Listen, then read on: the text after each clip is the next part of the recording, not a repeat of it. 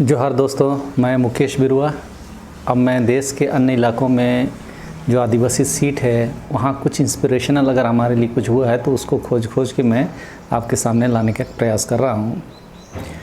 बाप का तूफान था और हम उसमें उड़ गए, ऐसा कहना है बांसवाड़ा के भाजपा के निवर्तमान सांसद कनकमल कटारा का। बाप मतलब भारत आदिवासी पार्टी। इसका गठन 10 दिसंबर 2023 को कांतिबाई रोत की अध्यक्षता में राजस्थान में एक राजनीतिक पार्टी के रूप में हुआ। भारत आदिवासी पार्टी ने 2023 के राजस्थान विधानसभा चुनाव में 3 सीटें और 2023 के मध्य प्रदेश विधानसभा चुनाव में 1 सीट जीती।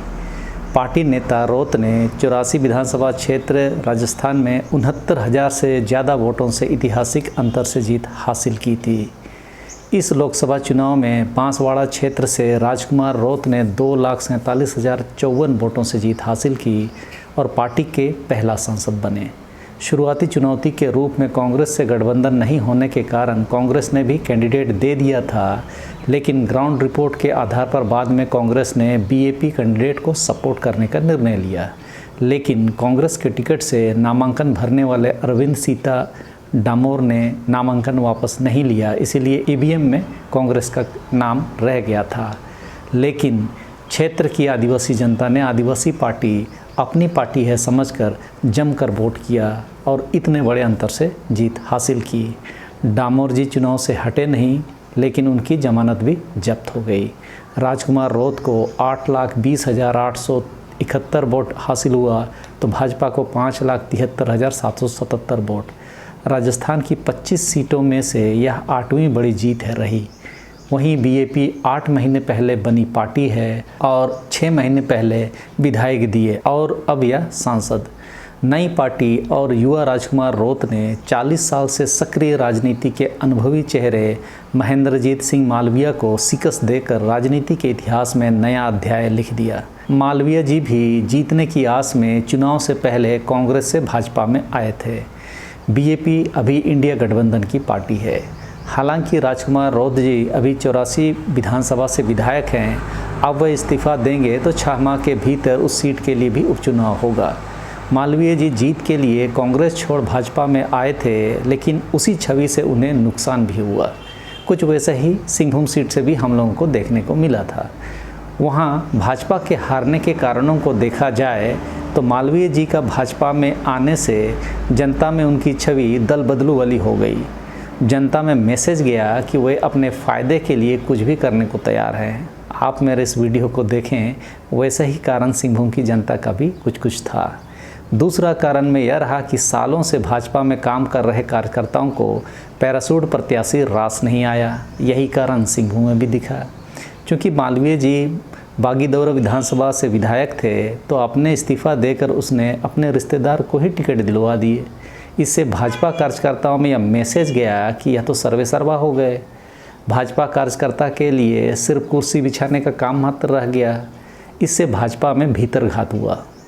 तीसरा कारण था कि मालवीय जी ओवर कॉन्फिडेंस में थे कि राजकुमार रोत जी में अनुभव की कमी बताते हुए उनको हल्के में लिया।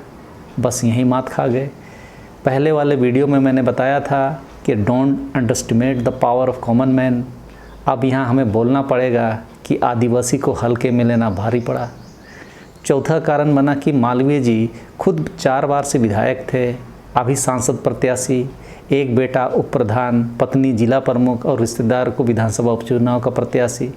कार्यकर्ता इस कारण मालवीय जी से कनेक्ट नहीं हो पाए। नतीजा यह हुआ कि आरएसएस ने अपनी पूरी ताकत लगाई। नरेंद्र मोदी की सभा हुई, लेकिन आदिवासी एकता के सामने किसी की भी नहीं चली। ऐसा ही कुछ हालात सिंहभूम की भी रही थी। आपने पहले वाला वीडियो में देखा होगा। बांसवाड़ा में नरेंद्र मोदी की सभा से भाजपा को चमत्कार की उम्मीद थी, लेकिन हुआ नहीं। पहले चरण की वोटिंग में मतदान कम होने पर नरेंद्र मोदी ने सबसे पहले बांसवाड़ा में ही मुस्लिमों पर बयान देकर ध्रुवीकरण करने की कोशिश की। कांग्रेस के घोषणा पत्र में आदिवासियों के हक और अधिकार पर सबसे अच्छे दावे थे, लेकिन आदिवासियों के उन अधिकारों के बारे में आदिवासियों को ही जानकारी ना हो बोलकर नरेंद्र मोदी ने उस घोषणा पत्र को मुस्लिम लीग से जोड़ा। कांग्रेस ने मुद्दा उठाया था कि देश में 90 आईएएस ऑफिसर देश को चला रहे हैं, उसमें से सिर्फ एक ही आदिवासी है जबकि आदिवासियों को 7.5% का आरक्षण राष्ट्रीय स्तर पर है।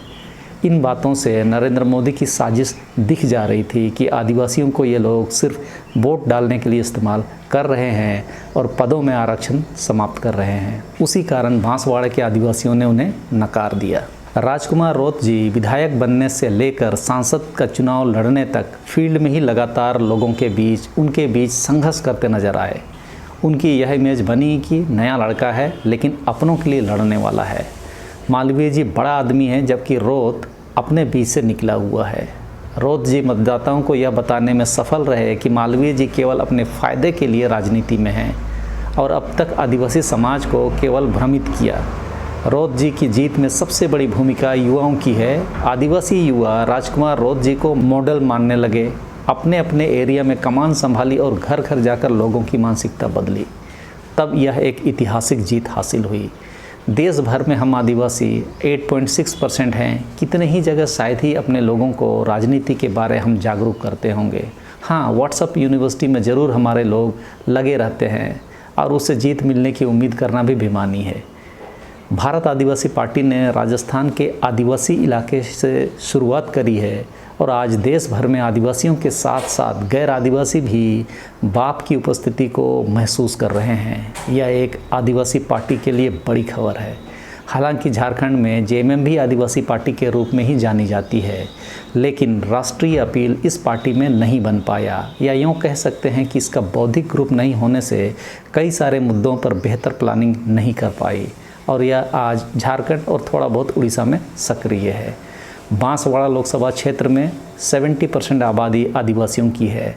रौत जी ठेठ अपनी भाषा में लोगों से संवाद करते हैं। उन्होंने मालवीय जी को आड़े हाथों लेते हुए चुनौती दिया कि 40 सालों से सक्रिय राजनीति में रहते हुए भी उन्होंने आज तक आदिवासियों को दयनीय स्थिति से क्यों नहीं निकाल पाए। वो आदिवासी समाज अभी तक पिछड़ा क्यों रह गया, और ये सब बातें लोगों के दिल में घर कर गई और रौत जी उनके दिमाग में बैठ गए।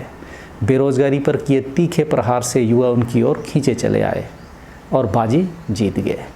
भारत आदिवासी पार्टी के उद्देश्यों और अपील पर अलग से वीडियो बनाना पड़ेगा ताकि उनकी सोच को भी हम जान सकें, ताकि सही नैरेटिव को हम आप समझ सकें। इसे यही अभी समाप्त कर रहा हूँ। अगले वीडियो में हम फिर मिलते हैं। सब उनको धन्यवाद। जोहार।